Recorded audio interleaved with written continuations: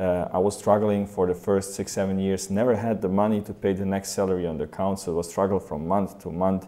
You know, classical story, sleeping on the floors, couldn't pay the bills, electricity being cut off because we couldn't pay the electricity bills, you know, ups and downs, and we were on the edge for 90% of our time.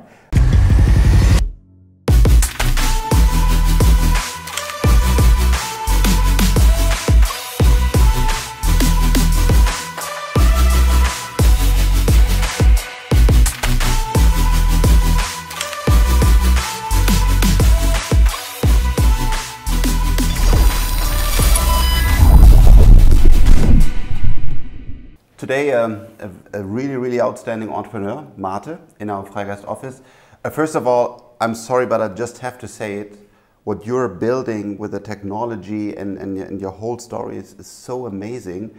And I would really like that more people know about you. So before we start at the topic of Greyp and Neufund, maybe you can give us a 2 to 3 minutes, if that's possible, walkthrough of your life, or 5 minutes, because it's really amazing what you have done.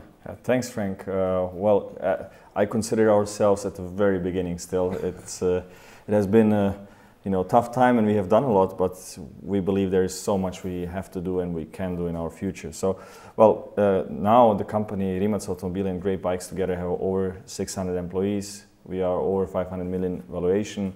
We have attracted more than 150 million investment from people like Porsche and Hyundai, Kia and so on. But our story has been very difficult. Like, we started in Croatia in a garage 10 years ago.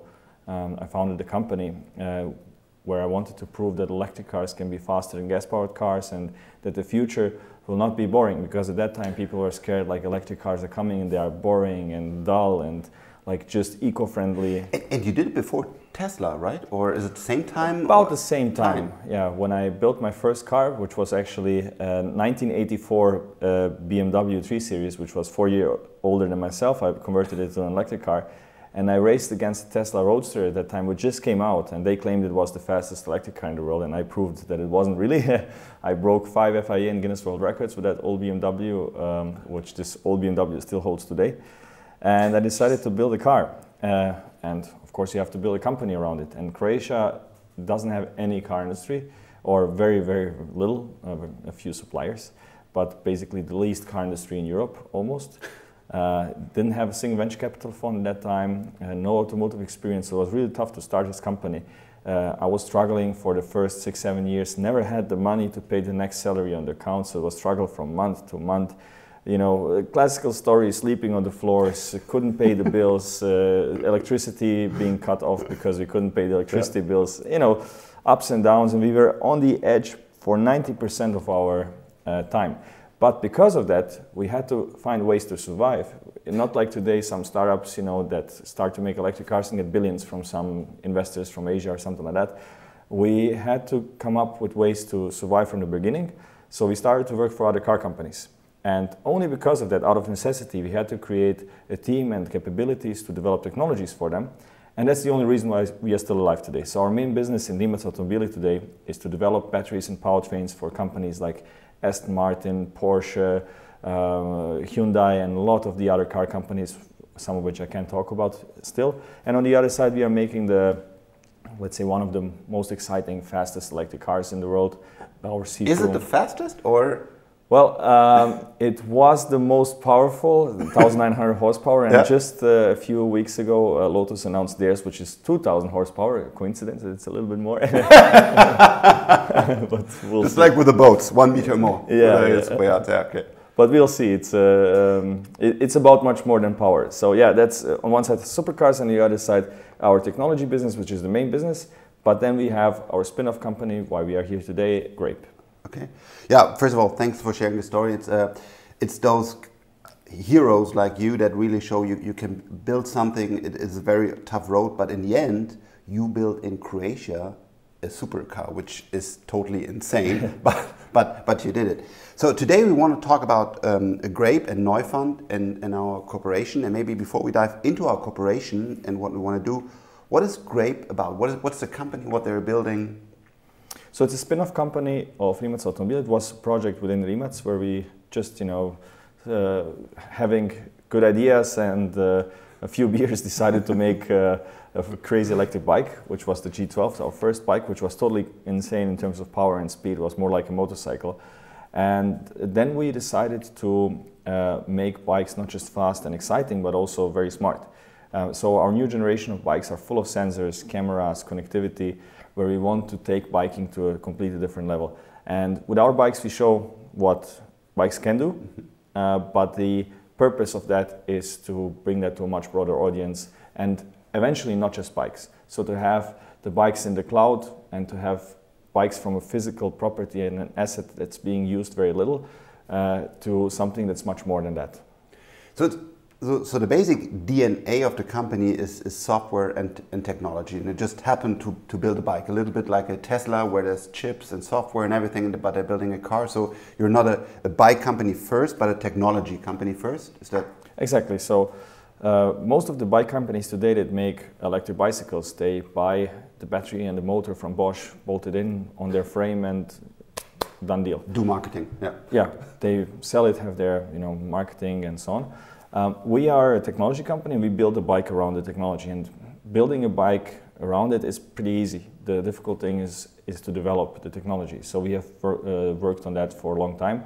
We have quite a significant development team for both hardware and software in our company, and we are trying to really leapfrog in terms of bikes, not just IoT, the basic stuff like where is the bike and stuff like that, but really like how to use this asset and show what you can do with an asset, which is the bike today, but maybe tomorrow something completely different. So it's not about the standard IoT, I know where my bike is, but you really have a lot of sensors, so you basically have a fully knowledge about what's happening. So how do you want to utilize this advantage? There are several stages. So one stage, which we are actively working on now, and the bikes are already in the market, is gamification. So let's say I'm in Zagreb and you are here, and we compete against each other. In real time, I can see what you are doing because you have a camera and we are both connected. You can see what I'm doing. I can see your heart rate. You can see my heart rate. And we can compete for who is losing more calories, because we know exactly how much power you're putting in through your feet and how much the battery is helping you. And you also know who I am. So I tell the bike, this is my weight, this is my height, this is my body. Yeah, exactly. Okay. So based on this information about you, it knows how much energy you are creating and so on. And on the other side, you can compete against a direct friend or worldwide. You can do that for glory or for money as well. So that's the first stage. Second stage is to utilize the asset to a higher degree. Today everything becomes a service, because a car, for example, you use it like 3% of the time, which doesn't make sense. You have super stupid. Yeah, you have expensive assets sitting around not doing anything. And the same thing is with the bike and a lot of other things. So the second stage would be to utilize this asset in a higher degree by including also blockchain technology as an underlying technology to identify the asset and share it amongst trusted people. Mm-hmm. And so then the idea is first you start with an outstanding bike and say gamification, because that's a market that's in place. People are willing to buy the bicycle because they have a very special experience. But in the midterm, you're also planning to utilize it to have bike sharing on a new level, where you know way more about where's the bike, how it has been treated, how it has been used, and then offer a superior bike sharing service. Exactly, but the bike is just one of the possibilities. You can also do that with a wallet, with a socket for charging. You can have a socket on your house, and it might just stand around there. And if you add a QR code and identify it, you can, when somebody needs electricity, you can pay money for it. It's just a example. So Greyp is really the bicycle is just a start, but the company is thinking much bigger and utilizing the hard and software and connectivity, blockchain, and so on and so forth, know-how that the team has. Yeah, exactly. So long term, we'll probably be just a software company. So we are showing with our products at the moment. Of course, we build cool and fun bikes, and we want to really show that what's totally possible and bring it to the highest level possible. But eventually, will be more about the service and the software underlying behind this technology to use the data and to use assets in a different way. But I would like to focus more on the reality now, because the other things are more of a long-term vision, which will take time. So the bikes already today, for example, are a wallet on their own. They have a blockchain wallet, and you can today send money to the bike, and the bike can pay others. So that enables interesting things. So for example, you and I compete with these bikes, and the winner gets the winner gets also some money. So it's not just about glory, but you could, and it doesn't have to be us. It can be 1,000 people who create any challenge, like who will jump the highest jump in this week gets, you know, the prize of 1,000 people. Or maybe Nike or somebody from outside, you know, creates a competition for a certain, I don't know, amount of time and a certain goal, and you can have any goal. Then you already have the camera built in, so you can have then the footage, the live footage of the jump and so on. So it's all the data, cool, like your heart rate, as I said, your pedaling power, speed. And this is where's the stage? Is it ready? Can I buy it next week? Is it something it's available in a year or 2 years? So what's the current status of this? Let's call it fun bike as a first entry to market. We showcased, we presented the bike this spring, and immediately was able for purchasing. We have shipped the first batches already. Okay. The bike is out there. It doesn't have all the functions right now software-wise. It has all the sensors and all the hardware, and you have already lots of these functions built in. So over-the-air updates then? Over-the-air updates, yes. Okay. So actually we have a partnership with Telecom. So we have connectivity in 124 countries or something like that. And it's free for 4 years. So when you buy the bike today, you have 4 years connectivity, and the bike gets better basically every week. And most people know I really like Deutsche Telekom, so they have a very reliable network, so good partner. And when I see Rimac, so the car company, you have done a lot of work where you basically sold your software, hardware know-how, and sold the technology. Do you see something like this for Greyp in the future? Exactly, we are copying basically the business model of Rimac Automobile, where we show with our cars what we can do, but the real business of the company is selling that technology to other car companies. Do you see that this business is then in the future bigger than the bike business? Definitely. Definitely, okay. So it's a showcase, it brings in the first cash flow, it shows that it works, but then you say, okay, let's license it to other people that know better about how to mass market products. Especially in an industry that's so old. You know, it's very abstract. Some of those things that we are talking about might be easily understandable for some people who are really into this, who believe in the future of sharing assets and stuff like that.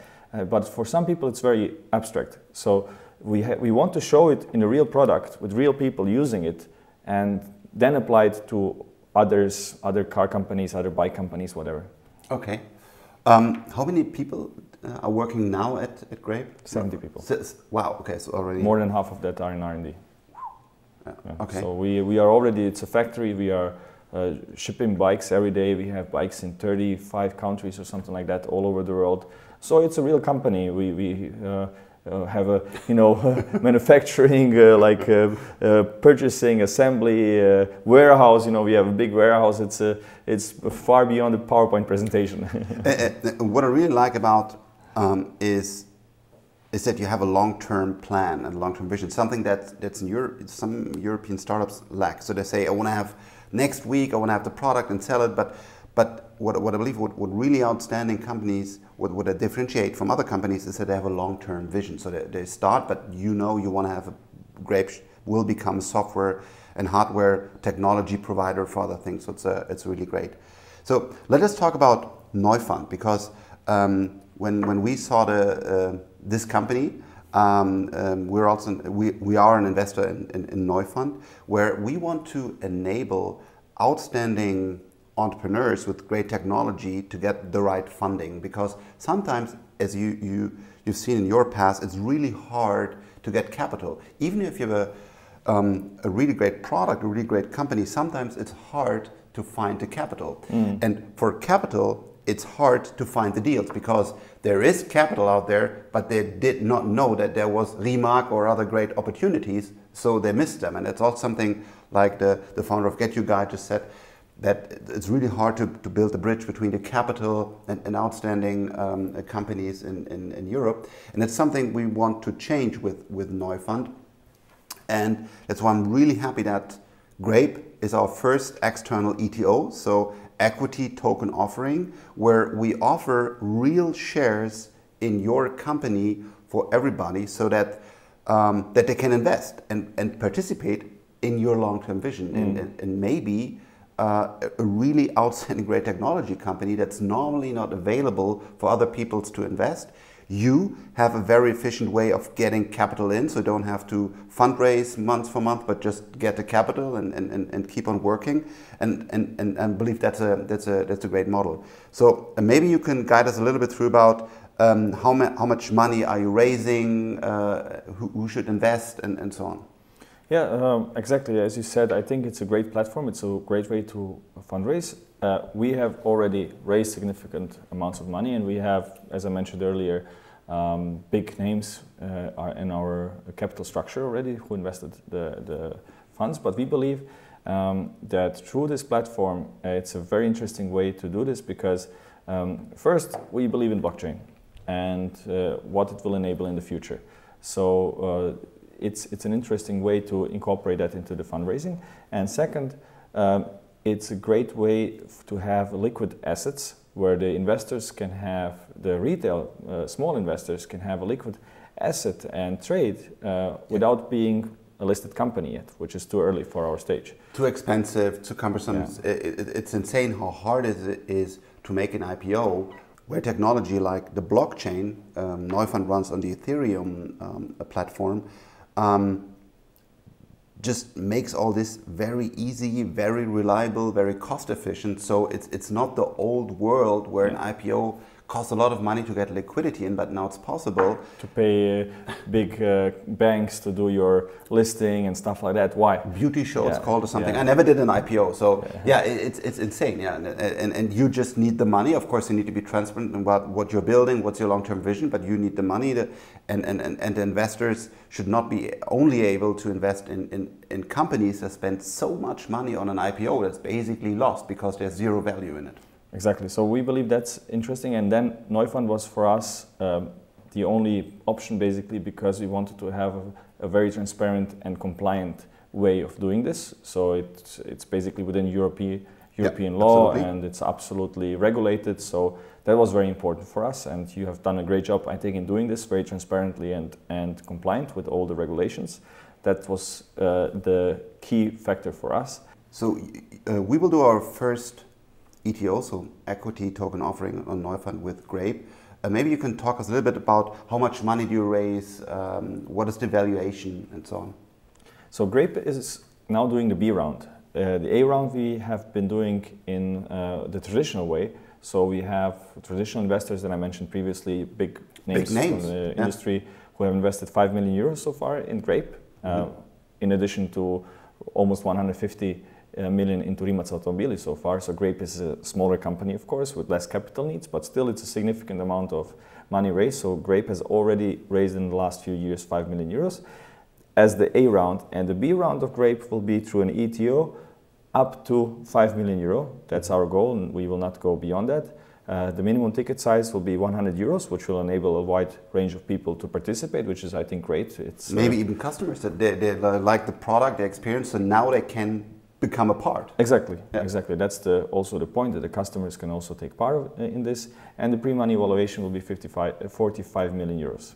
Okay, so 45 valuation and then a 5 million raise, but you can start with a 100 euro ticket size, so really like everybody can participate if they like. And that's something what I like, because there are great technology companies out there and you cannot participate in them. Even if you, for example, I ride the bike or I know you or I like the space, whatever, I cannot come in because I have to wait until there's an IPO.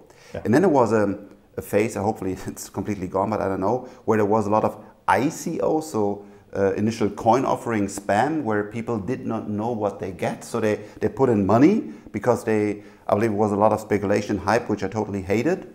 That was the worst side. And the other thing is the IPO, which is not possible.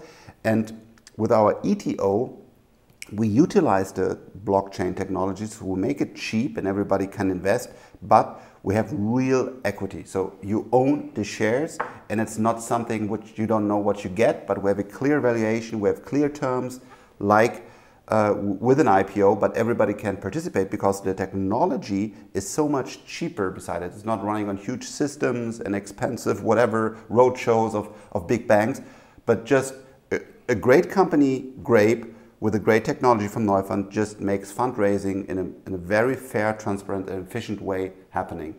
And yeah, I think that's super important. That's really key. I forgot to mention that before, the difference, like we would never do an ICO. It's ETO, scam, it's unclear what do you get. It's exactly. So for ETO, it's something new, and I didn't know about this before. So the investors, doesn't matter if they invest 100 euros or €1 million, they get equity in the company, like the other investors get. Yeah. So that's, I think, very straightforward, and it's a great way to basically democratize investing, because until now the access to these kind of fundraisings were only for big VCs or big industry companies or big investors, angels, whatever. Now anybody can be part of it, and I think that's a really great thing. Yeah. So I like it a lot, because what you've built as an entrepreneur, now having a second company, that we have a new way in Europe to show how fundraising is be done. So we're building an ecosystem in Europe. It's pretty hard. It takes a long while, and China and US are running fast, but the cooperation between Greyp and Neufund is a very big step. So thank you for your trust in Neufund. Thank you for building so many great things. I'm really a fan of you, because you're building and all the videos you put out there, like how your production is running and so on. These are the heroes that we need in Europe to show it's possible. You can build it even in Croatia. It's possible. I did it. I built a supercar. So yeah, it's really great to have you. Great that our cooperation is taking off. So thank you very much. Thank you, Frank.